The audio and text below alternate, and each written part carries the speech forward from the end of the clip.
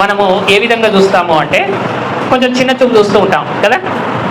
దాసుడు, యజమాని అంటే కొంచెము ఉన్నతమైనటువంటి స్థితిలో మనకు కనబడుతూ ఉంటాడు. కానీ దాసుడు అనగానే మనకు ఏ విధంగా కనబడుతుంది అంటే కొంచెము తక్కువ స్థితిలో ఉన్నట్టుగా మనము చూస్తూ ఉంటాం. కానీ క్రీస్తును వెంబడించినటువంటి శిష్యులు, క్రీస్తు యొక్క ఆలోచనలో ఉన్నటువంటి 12 మంది శిష్యులు ఎవరైతే యేసుక్రీస్తును వెంబడించారో ఆ వెంబడించినటువంటి వారిలో ఎక్కువగా యేసుక్రీస్తు ప్రేమించిన శిష్యుడు ఎవరు? యోహాను గారు. లోకాన్ని యేసుక్రీస్తు ప్రేమించి ప్రేమామయుడిగా పేరు పొందాడు. ఆ ప్రేమామయుడు ప్రేమించినటువంటి శిష్యుడే ఎవరు? యోహాను గారు. అలాంటి యోహాను గారు ఆ పద్మాసు దీపంలో పరవాసి అయి ఆయన ప్రకటన గ్రంథం రాస్తున్నాడు. ఈ ప్రకటన గ్రంథం రాస్తున్నటువంటి ఆ సమయంలో ఆయన తనను తాను ఏ విధంగా పరిశుద్ధాత్మ ప్రేరేపణ చేత ఏ విధంగా తనను తాను కనపరుచుకుంటున్నాడు అని మనం ఒకసారి ఆలోచన చేయగలిగితే, ప్రకటన గ్రంథం, యోహాను గారు రాసినటువంటి ప్రకటన గ్రంథం 1వ అధ్యాయము 1వ వచనాన్ని మనం చూడగలిగితే, యేసుక్రీస్తు తన దాసులకు కనపరచుటకు దేవుడు ఆయనకు అనుగ్రహించిన ప్రత్యక్షత, ఈ సంగతులు త్వరలో సంభవింపవలసి ఉన్నవని ఆయన తన దూత ద్వారా వర్తమానము పంపి తన దాసుడైన యోహానునకు వాటిని సూచించెను. ఎవరట ఆయన? దాసుడు. యేసుక్రీస్తుకు నేను ఏమని చెప్పుకుంటున్నాడు ఆయన? దాసుడు. సేవకుని కంటే కొంచెం తీవ్రమైనది దాసుడు. చాలా మంది ఏం చెప్పుకుంటారంటే నేను దేవుని సేవకుని అంటూ ఉంటాం కదా. దేవుని సేవకుని కంటే కూడా దాసుడు అంటే ఇంకా తనను తాను ఏం చేసుకుంటున్నట్టు? తగ్గించుకుంటున్నాడు. వాస్తవానికి యేసు ప్రేమించిన శిష్యుడు ఆయన. యేసు రొమ్మున ఆనుకొని ఉన్నటువంటి వాడు కదా. ఎల్లప్పుడూ యేసుతో ప్రయాణం చేసినటువంటి వాడు. ఎక్కడికి వెళ్ళినా కూడా యేసుతో ఆయన నిరంతరము పరిచయము, నిరంతరము ఆయన పరిచర్యలో పాలిభాగస్తుడుగా ఉన్నటువంటి యోహాను గారు తనను తాను ఎంత తగ్గించుకుంటున్నాడో ఒకసారి మీరు ఆలోచన చేయండి. ఆయన ఇంట్రడక్షన్, ఆయన ఏ విధమైనటువంటి వాడు, ఆయన స్థితిగతి ఏంటి. మనము మన గురించి చెప్పుకోవాలంటే ఎట్లా చెప్పుకుంటాం? తక్కువ చెప్పుకుంటాం మన గురించి ఎప్పుడైనా. ముఖ్యంగా సేవకులు ఎప్పుడైనా తక్కువ చెప్పుకుంటారా? చెప్పుకోరు. ఏమైనా కూడా డాంబికంగా మాట్లాడడానికి ప్రయత్నం చేస్తూ ఉంటాం. లేదు, మనం చేసిన సేవ, మనం చేసిన గొప్పతనం కదా, మనం ఈ విధంగా చేసాము, అక్కడ తిరిగాము, ఇక్కడ చేశారు, తప్పులేదు. దేవుని సేవకులుగా మనం కష్టపడుతున్నాము, ప్రయాసపడుతున్నాము. కానీ ఎంత కష్టపడ్డా, ఎంత ప్రయాసపడినా మనము క్రీస్తుకు దాసులమన్న సంగతి మర్చిపోకూడదు. ఇక్కడ యోహాను గారు పద్మాసు దీపంలో ఉన్నప్పటికీ కూడా తనను తాను ఏ విధంగా చెప్పుకుంటున్నాడు అంటే నేను క్రీస్తు దాసుడను. ఎవరి దాసుడను? నేను క్రీస్తు దాసుడను. క్రీస్తు దాసుడను అంటే దాసుడు అంటే ఎవరు అంటే వెల ఇచ్చి కొనుక్కున్నవాడు దాసుడు. దాసుడు అంటే ఎవరు? వెల ఇచ్చి కొనుక్కునేటువంటి వాడు దాసుడు. నిర్గమకాండము 12వ అధ్యాయము 44వ వచనంలో, నిర్గమకాండము 12వ అధ్యాయము 44వ వచనంలో, నిర్గమకాండము 12వ అధ్యాయము 44వ వచనంలో, వెండితో కొనబడిన దాసుడు. వెండితో కొనబడిన దాసుడట. దాసుని ఏ విధంగా కొన్నారట? వెండితో కొన్నారు. వెండితో కొన్నాడు అంటే వెల ఇచ్చి. యేసుక్రీస్తును కూడా ఇస్కరియోతు యూదా దేనికి అమ్ముకున్నాడు? 30 రూకల వెండి నాణెములు. అంటే ఒక దాసుని కొనుక్కోవాలి అంటే దేనితో కొనుక్కున్నారట? వెల ఇచ్చి, వెండినిచ్చి దాసుని కొనుక్కున్నారు. మనలను కూడా ప్రభువు తన స్వరక్తం ఇచ్చి ఏం చేసుకున్నాడు? కొనుక్కున్నాడు. అమూల్యమైన రక్తము, నిర్దోషమైనటువంటి రక్తము, నిష్కలంకమైనటువంటి గొర్రె పిల్ల వంటి రక్తము చేత మనలందరినీ పాపములో నుండి తన రక్తము ద్వారా ఆయన ఏం చేసుకున్నాడు? మనలను కొనుక్కున్నాడు అంటే మనం అందరం ఆయనకి ఏమైతాము? దాసులం. కానీ ఈరోజు ఈ దాసుడుగా ఉండాల్సినటువంటి వారు ఆయన క్రింద అంటే ఆయన చెప్పినట్టు బ్రతకాల్సినటువంటి వారు ఈరోజు ఏ విధంగా ఉంటున్నారు అంటే మేము దాసులము కాదు, మేము ప్రభువులం అన్నట్టు బ్రతుకుచున్నారు. ఏ విధంగా బ్రతుకుచున్నారు? ప్రభువులు. ఈరోజు ఏ పాస్టర్ అన్న చూడండి, తనను తాను తగ్గించుకునే పాస్టర్ని ఎవరైనా చూస్తున్నామా? చూడట్లేదు. ఎందుకంటే నేను స్టేజ్ ఎక్కుతున్నాను, నేను వాక్యం చెప్తున్నానంటే నాకంటే గొప్పవారు ఎవరు లేరు. చూడండి, అందరు ఉన్నారు కానీ పాస్టర్లే బయట తిరుగుతుంటారు ఎక్కువ కదా. అవునా కదా? అది ఈ ఒక సంఘంలో ఉన్నదే కాదు, లోకంలో ఉన్న అన్ని సంఘాల్లో జరుగుతున్నటువంటిది. వాస్తవానికి దాసునికి ఉండాల్సినటువంటి లక్షణం ఏంటిది అంటే తనను తాను తగ్గించుకునేటువంటి మనస్సు ఉండాలి దాసునికి.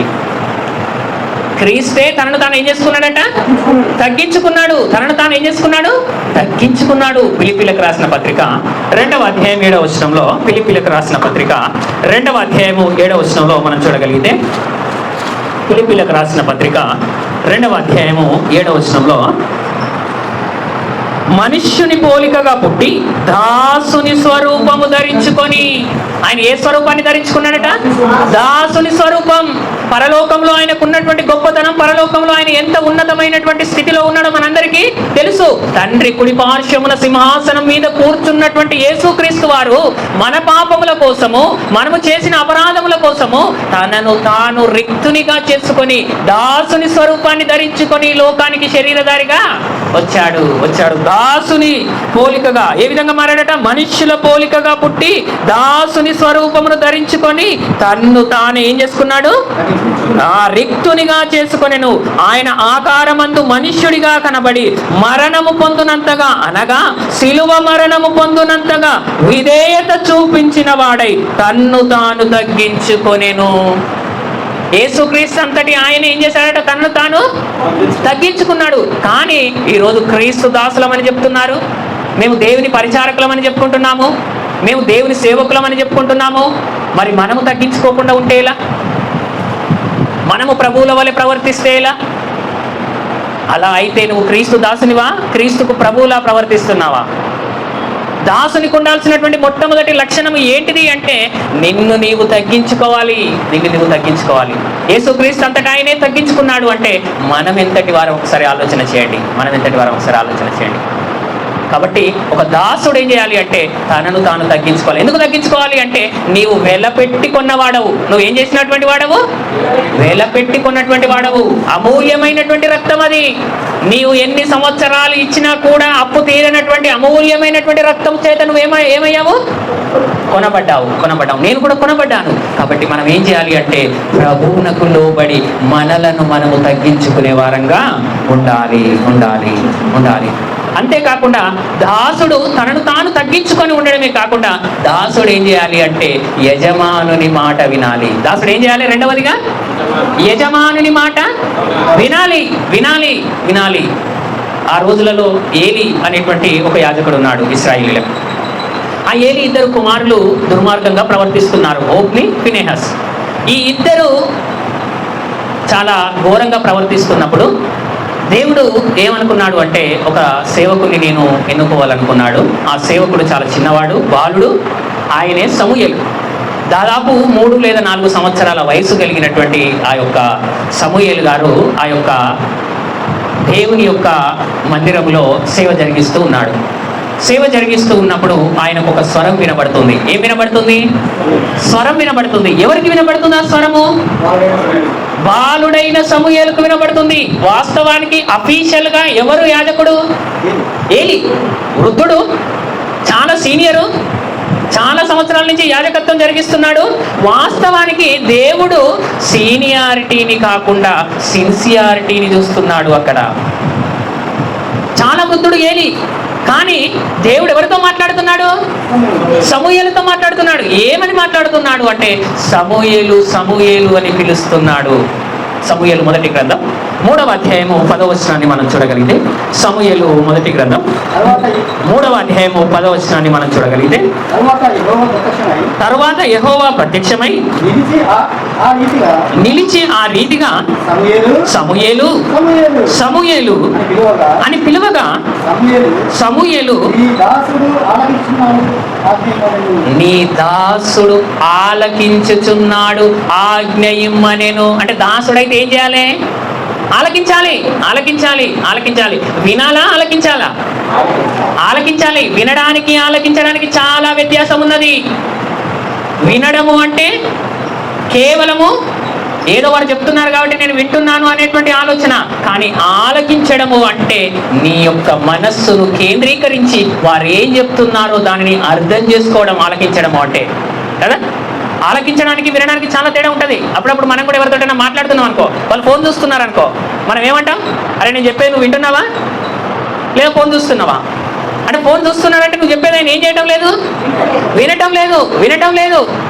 దాసుడు అంటే ఏం చేయాలి? ఖచ్చితంగా ఆలకించాలి. ఒకవేళ సమూయేలును పిలుస్తున్నప్పుడు ఆయన హాయిగా నిద్రపోయింది అనుకో, ఆయన స్వరం వినబడుతుందా? వినబడదు. అంటే ఇప్పుడు దాసుడు ఏం చేయాలి అంటే ఎప్పుడు మెలకువగా ఉండాలా, చర్చిలో నిద్రపోవాలా? చెప్పాలి మీరే. మెలకువగా ఉండాలి. నీ దాసుడు ఆలకించుచున్నాడని చెప్తున్నాడు సమూయేలు. అంటే ఎప్పుడు కూడా సమూయేలు గారు అటెన్షన్లో ఉన్నారు. సేవకుడు దాసుడు ఎప్పుడు కూడా యజమానుడు ఎప్పుడు వస్తాడా, యజమానుడు ఎప్పుడు పిలుస్తాడా, యజమానుడు ఏ పని నాకు చెప్తాడా అని మనం చాలా చాలా జాగ్రత్తగా ఉండాలి.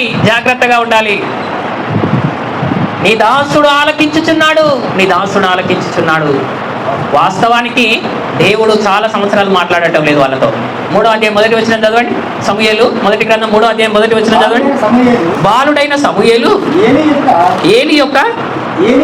ఏలి ఎదుట యెహోవాకు పరిచర్య చేయించుటెను. ఆ దినములలో యెహోవా వాక్కు ప్రత్యక్షమగుట అరుదు. అంటే యెహోవా మాట, యెహోవా మాట్లాడటము అప్పుడు ఏంటిదట?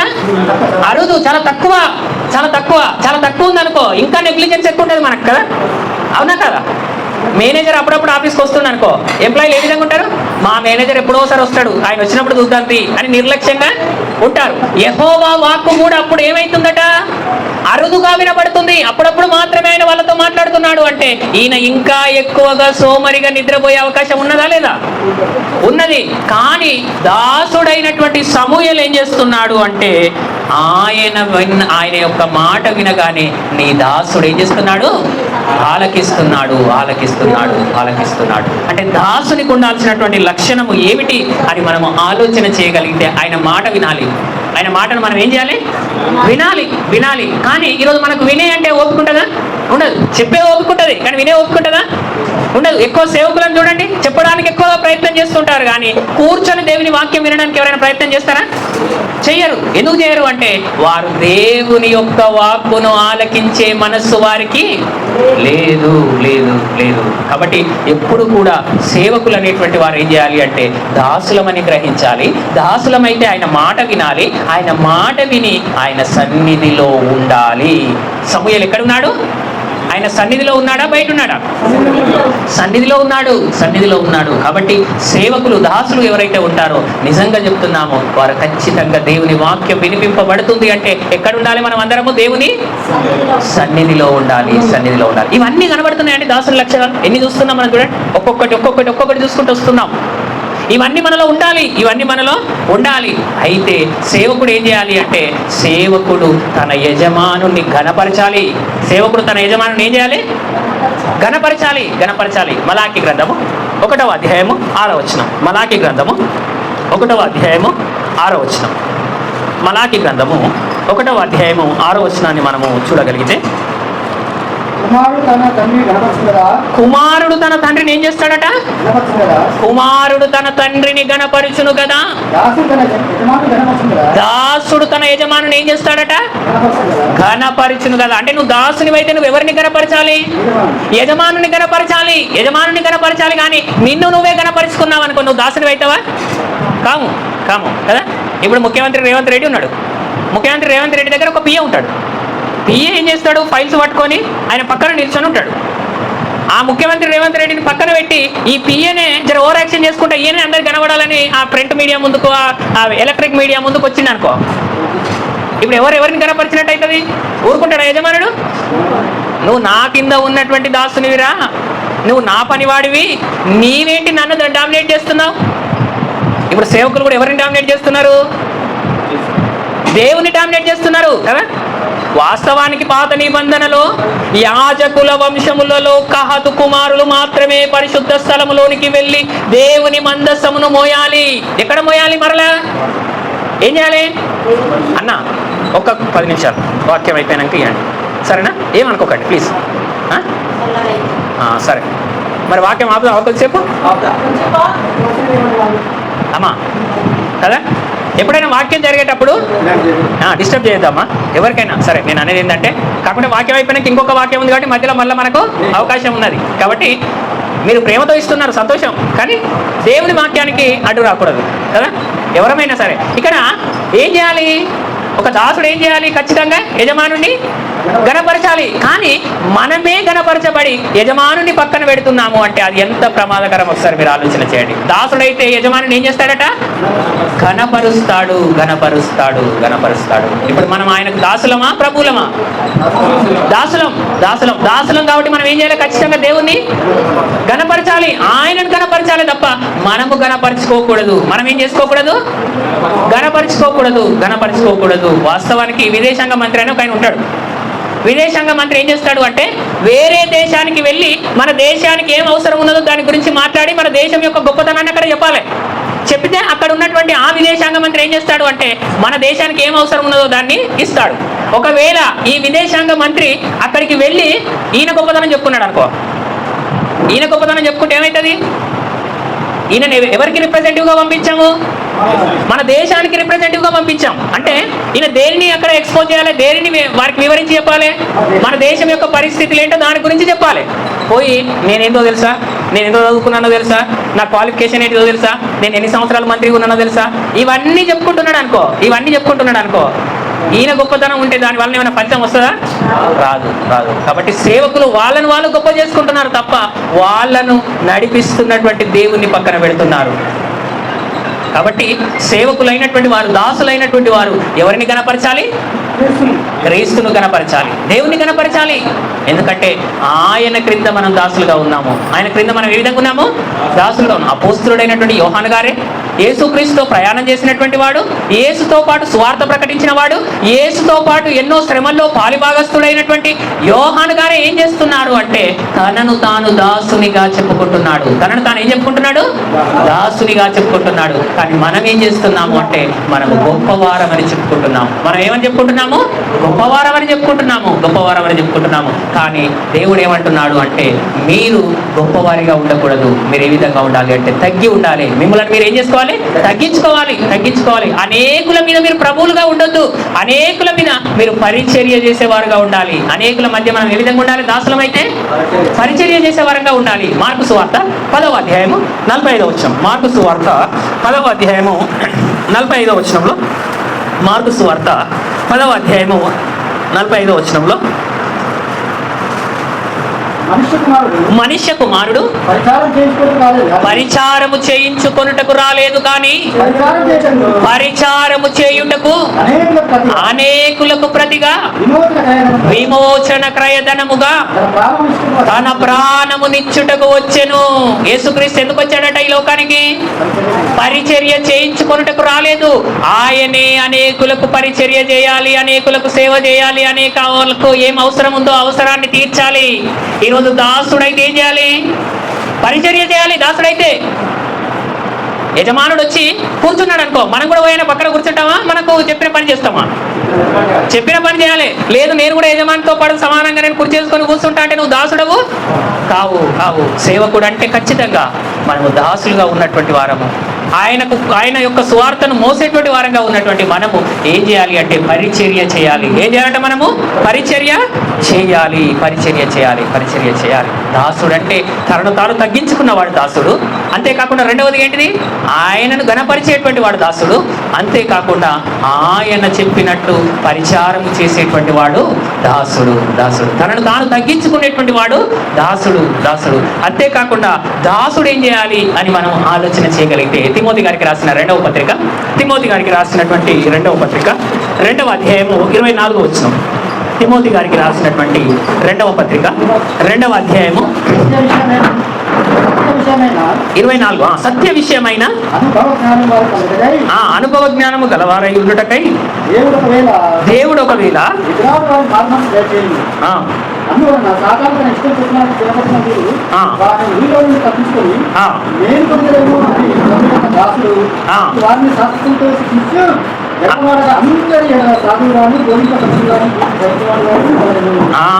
ఇక్కడ చెప్తున్నాడు చూడండి, దాసునికి ఏ లక్షణాలు ఉండాలట.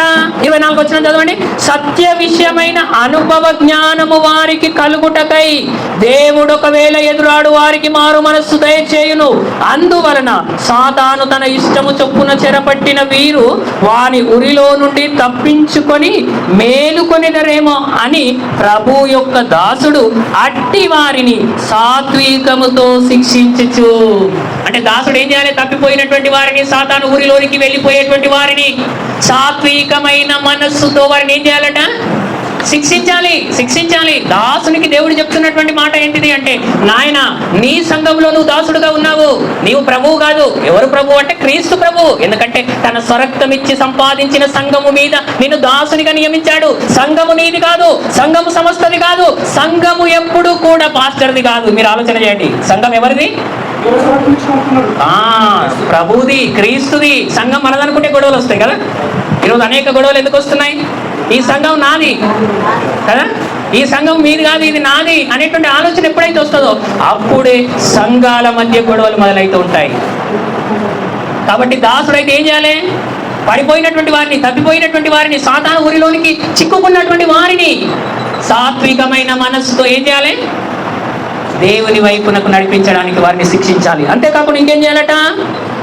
జగడమాడక అందరి ఎడల సాధువుగాను. దాసుడు ఎప్పుడు కూడా ఎవరితో ఏం ఆడకూడదు? జగడమాడకూడదు. కానీ ఈరోజు సంఘాలలో ఏం జరుగుతున్నాయి? గొడవలు జరుగుతాయి. అందరికంటే పాస్టర్ ఎక్కువ కోపం ఉంటుంది కదా, అవునా కదా? జగడమాడొద్దట పాస్టరు.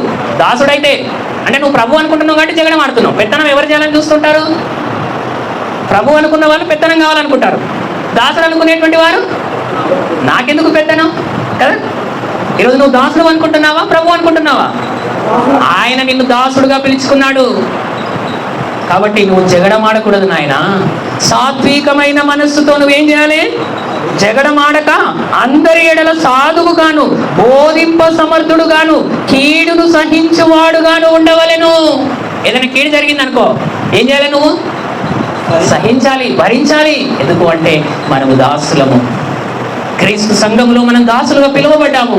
కాబట్టి మనలను దేవుడు ఏమంటున్నాడు అంటే, నాయన మీరు జగడమాడకండి, గొడవ పడకండి, మీరు లొల్లి పెట్టుకోకండి. సేవకులే లొల్లి పెట్టుకుంటున్నారనుకో, ఏ పాస్టర్ ఫెలోషిప్ పోండి, లాస్ట్ చివరికి ఏమవుతుంది? గొడవే. ఖచ్చితంగా దేనికి దారి తీస్తుంది? మండల్ ఫెలోషిప్ పో, నువ్వు డిస్ట్రిక్ట్ ఫెలోషిప్ పో, లేకుంటే కాన్స్టిట్యూషన్ పో, ఎక్కడికి పో, ఏ ఫెలోషిప్ పో, ఖచ్చితంగా చివరికి ఏం జరుగుతుంది? గొడవ జరుగుతుంది, లొల్లి అవుతుంది. కానీ దేవుడు ఏమంటున్నాడు అంటే, నాయన నువ్వు దాసుడవు కాబట్టి నిన్ను నీవు తగ్గించుకొని నువ్వు సాత్వికమైన మనస్సు గలవాడవై నువ్వు ఏం చేయాలి అంటే, ఒకవేళ నీకు కీడు జరిగిందా, నష్టం జరిగిందా, ఎవరి ద్వారానైనా నీకు ఏదైనా నష్టం జరిగిందా, అయితే నువ్వేం చేయి? సహించాలి. నువ్వేం చేయాలి? సహించాలి. ఎందుకంటే నువ్వు దాసుడవు కాబట్టి నువ్వు ఖచ్చితంగా అన్నింటినీ భరించేవాడుగా ఉండాలి. ప్రభు మనలందరినీ ఏం చేశాడు? సహించాడు, భరించాడు. మనము చేసిన ప్రతి పాపము అది పచ్చి మ్రాను, సిలువ మ్రాను అంత భారము గలది. కాబట్టి ఆ సిలువను, ఆ కలువరిగిరిలో మనందరి కోసం ఆయన భరించాడు. ఆయన ఏమైనా పాపం చేశాడా? చేయలేదు. కానీ మన పాపముల కోసం ఏం చేశాడు? ఆయన బలి అయిపోయాడు, ఆయన భరించాడు, సహించాడు. ఇస్కరియోతు యూదా ఎన్నిసార్లు ఆయనను పట్టించాలని చూసినా కూడా, ఎన్నిసార్లు ఆయన కీడు తలబెట్టాలని చూసినా కూడా నిత్యము ఆయనతో ప్రయాణం చేస్తున్నాడు. ఆయనకు తెలుసు నన్ను పట్టించేవాడు ఇస్కరియోతు యూదా అని. అయినా కూడా చివరి వరకు మారుతాడేమో నా కుమారుడు, నా సహోదరుడు మారుతాడేమో, నా శిష్యుడు మారుతాడేమో అని ఆ దాసుని ఎడల ఆయన భారము కలిగి భరించాడు. ఈరోజు సంఘంలో కూడా కొంతమంది ఉంటారు, వారిని ఏం చేయాలి? మనం ఖచ్చితంగా భరించాలి. ఎందుకంటే మనము దాసులము కాబట్టి మనము అందరినీ భరించే వారంగా ఉండాలి. దాసులైతే ఏం చేయాలి? అందరినీ భరించేవారుగా ఉండాలి. ఒకవేళ వాళ్ళు ఏదైనా చేస్తే ఖచ్చితంగా వారిని ఏం చేయాలి? శిక్షించాలి. తప్పులేదు, వాక్య ప్రకారంగా ఖండించమన్నాడు, బుద్ధి చెప్పమన్నాడు, తప్పు దిద్దమన్నాడు. అది దేవునికి ప్రయోజనకరమైనది, అది వారి జీవితాలకు కూడా ప్రయోజనకరమైనది. ఎందుకంటే వారు మరలా మారి దేవుని వైపు వచ్చే అవకాశము ఉంటుంది. కాబట్టి దాసుడు ఎప్పుడు కూడా భరించేవాడుగా, సహించేవాడుగా ఉండాలి తప్ప జగడమాడకూడదు. దాసుడు ఎప్పుడు కూడా ఏం చేయకూడదు? జగడమాడకూడదు. ఈరోజు పాస్టర్లే గొడవలు పెట్టుకొని, పాస్టర్లే ఫైటింగ్ చేసుకొని, పాస్టర్లే పోలీస్ స్టేషన్లో పోయి కేసులు పెడుతున్నారంటే వాళ్ళు దాసులా ప్రభువులు అనుకుంటున్నారా? ప్రభువులు అనుకుంటున్నారు. కాబట్టి దాసుడు ఎప్పుడు కూడా జగడమాడాడు. దాసుడు ఎప్పుడు కూడా ఏం చేయడు? జగడమాడాడు. యేసుక్రీస్తు వారిని ఎన్నోసార్లు పట్టుకోవాలని చూశారట. ఎన్నోసార్లు ఆయనను ఖచ్చితంగా పట్టుకొని కొట్టాలని చూశారట. అయితే అక్కడి నుండి ఆయన ఏం చేశాడు? తెలివిగా అక్కడి నుంచి వెళ్ళిపోయాడు. ఏం చేశాడు? తప్పించుకొని వెళ్ళిపోయాడు. ఒకవేళ ఆయన నిలబడితే ఆయన ముందట నిలబడగలరు ఎవరైనా ఉంటారా? పిలాతే నిలబడలేకపోయినా ఆయన ముందట కదా. పిలాతు నువ్వేమనుకుంటున్నావు? నీవు నాకు శిక్ష విధించేంత స్థితిలో నువ్వు అనుకుంటున్నావా? పై నుంచి ఆర్డర్ వస్తేనే నాకు శిక్ష పడుతుంది తప్ప ఏదో నీ వేసిన శిక్ష, నువ్వేదో అధికారం ఉంది కదా అని నువ్వేస్తే నేను శిక్షలోనికి వెళ్ళేవాడను కాను. నా ప్రాణమును నా అంతట నేనే పెట్టుచున్నాను. ఏదో నువ్వు శిక్ష వేస్తే నేను సిలువకు వెళ్ళటము లేదు. కానీ ఏ రోజు కూడా ప్రభు ఎదురు తిరగలేదు, ఎక్కడ జగడమాడలేదు, ఎవరితో గొడవ పడినట్టు ఒక రికార్డ్ అయిన ఉందా? యేసుక్రీస్తు వారు పలానా వ్యక్తితో ఆయన బ్రతికిన 33.5 సంవత్సరాల్లో పలానా వ్యక్తితో ఆయన గొడవ పడినాడు, పలానా వ్యక్తిని ఈ విధంగా దూషించాడు, పలానా వ్యక్తితో ఇలా జగడమాడాడు అని ఏదైనా రికార్డు ఉందా బైబిల్లో? లేదు. దాసుడు అంటే ఎప్పుడు కూడా జగడమాడనటువంటి వాడుగా ఉండాలి. చివరిగా ముగించుకుందాం. దాసుడు ఎప్పుడు కూడా నమ్మకమైన వాడుగా ఉండాలి. దాసుడు ఎప్పుడు కూడా ఏ విధంగా ఉండాలి? నమ్మకమైన వాడుగా ఉండాలి. ఎందుకంటే యజమానుడు అంత ఎవరి చేతికి అప్పగించి వెళ్ళిపోతాడు? దాసునికి అప్పచెప్పిపోతాడు. కాబట్టి దాసుడు ఎప్పుడు కూడా నమ్మకంగా ఉండాలి. మనందరికీ తెలుసు మత్తయి సువార్త 25వ అధ్యాయంలో చెప్పబడినటువంటి ఉపమానం. ఒక యజమానుడు దేశాంతరం పోయాడట. దేశాంతరం పోయి ఏం చేశాడట? ఒకసారి చదవండి, చివరిగా ముగించుకుందాం. 25వ అధ్యాయము 14వ వచనం. 25:14 మత్తయి సువార్త. పరలోక రాజ్యము ఒక మనుషుడు దేశాంతరమునకు ప్రయాణమై తన దాసులను పిలిచి తన ఆస్తిని ఎవరికి అప్పగించాడంటే ఇప్పుడు దాసులకు. ఈరోజు దాసులకు అప్పగించబడింది దేవుని యొక్క ఆస్తి. ఆయన సువార్త దాసులకు అప్పగించబడింది. దాన్ని మనం ఏ విధంగా చేయాలి? నమ్మకంగా చేయాలి. అయితే అందులో ఏం చేశాడట? ఒకనికి 5 తలాంతులు, ఒకనికి 2, ఒకనికి 1, ఎవని సామర్థ్యము చొప్పున వానికి ఇచ్చి వెంటనే దేశాంతరం పోయెను. ఆయన తెలుసు నీకు ఎన్ని సంఘాలు అప్పచెప్పాలో ఆయనకు తెలుసు. నువ్వు ఎన్ని సంఘాలను కాయగలుగుతావు, ఎన్ని సంఘాలకు దాసునిగా ఉండి వారిని దేవునిలో నడిపిస్తావు ఆయనకు ముందే తెలుసు. ఎవని సామర్థ్యం కొలది వారికి ఇస్తాడు. ఒకనికి 5 తలాంతులు ఇచ్చాడు, ఒకనికి 2 తలాంతులు ఇచ్చాడు, ఒకనికి 1 తలాంతు ఇచ్చాడు. 3 దాసులకు ఇచ్చాడు దేవుడు సమానంగా పనిని. వాళ్ళ సామర్థ్యం ఎరిగాడు. అయితే 5 తలాంతులు ఇచ్చిన వాడు మరి 5 తలాంతులను ఏం చేశాడట? సంపాదించాడు. అప్పుడు దేవుడు అంటున్నాడు, బలా నమ్మకమైన మంచి దాసుడా. అంటే 5గురిని అప్పచెప్తే ఇంకొక 5గురిని ఏం చేశాడు? ఆయన రక్షించాడు, తయారు చేశాడు. నీకు సంఘాన్ని 100 మందిని ఇచ్చామనుకో, ఒక్కని లేకుండా చేస్తున్నావు అంటే నువ్వు నమ్మకమైన వారివా? కాదు. బలా నమ్మకమైన మంచి దాసుడు ఏం చేస్తాడు? 5గురు ఉన్న విశ్వాసాలను 10 మందిని చేస్తాడు, 10 మంది ఉంటే 20 మందిని తయారు చేస్తాడు. 5 తలాంతులు ఇచ్చిన వాడు మరి 5 తలాంతులు సంపాదించాడట. అప్పుడు కూడా దేవుడు ఏమంటున్నాడు అంటే, బలా నమ్మకమైన మంచి దాసుడా. అయితే 1 తలాంతు ఇచ్చినటువంటి వాడు ఏం చేశాడట అంటే, భూమిలోకి వెళ్ళి దానిని త్రవ్వి అందులో పాతి పెట్టాడు. అప్పుడు అంటున్నాడు, చెడ్డ దాసుడా. ఏ దాసుడు ఆయన? చెడ్డ దాసుడు. ఆ చెడ్డ దాసుడు ఏం చేశాడు? ఇచ్చిన దానిని భూమిలో పాతి పెట్టాడు. భూమిలో పాతి పెట్టాడు. కాబట్టి దేవుడు అంటున్నాడు, నమ్మకమైన మంచి దాసుడైతేనేమో నిత్య జీవానికి పోతాడు. ఒకవేళ నీవు చెడ్డ దాసునివి అయితే వారిని తీసుకొని పోయి ఎక్కడ పడేయమంటున్నాడు? చివరిగా చదవండి. అతన్ని తీసుకొని ఎక్కడ పడేయమంటున్నాడు? వెలుపడ్డ చీకటి. 30వ వచనం చదవండి. మరియు పనికి మాలిన దాసుని వెలుపలి చీకటిలోనికి త్రోసివేయుడి. అంటే పనికి మాలిన దాసుడు ఉంటాడు, పని కలిగినటువంటి దాసుడు ఉంటాడు, నమ్మకమైన దాసుడు ఉంటాడు, పనికి మాలిన దాసుడు ఉంటాడు. మనం ఏ దాసులం కదా? నమ్మకమైన దాసులంగా ఉండాలి, క్రీస్తు దాసులుగా ఉండాలి, మనలను మనం తగ్గించుకునే వారంగా ఉండాలి, ప్రభువును గణపరిచే వారంగా ఉండాలి, అనేకులకు పరిచర్య చేసే వారంగా ఉండాలి, అనేకుల ఎదుట జగడమాడక ఉండే దాసులుగా ఉండాలి, అనేకుల ఎదుట దేవుని ఎదుట నమ్మకమైన దాసునిగా ఉంటే నీకు నిత్య జీవము వస్తుంది. ఒకవేళ నీవు పనికి మాలినటువంటి వాడవుగా ఉంటే వెలుపటి దాంట్లో చీకటిలోనికి త్రోసివేయుడి, అక్కడ ఏడుపును పండ్లు కొరుకుటయు ఉండునా నేను. ఒకవేళ మనము దాసునిగా ఫెయిల్ అయిపోతే మనం ఎక్కడికి వెళ్ళిపోతామట? నిత్యాగ్ని దండనలోనికి, నరకంలోనికి వెళ్ళిపోతాం. దాసులుగా మనము నమ్మకమైన వారంగా ఉంటే నిత్య జీవం, ఒకవేళ పనికి మాలిన దాసులుగా ఉంటే మాత్రము నిత్యాగ్ని దండనలోనికి ఆ నిరంతరము వెళ్ళిపోతూ ఉంటాం. కాబట్టి మనము ఏ దాసులం? క్రీస్తు దాసులైతే లక్షణాలు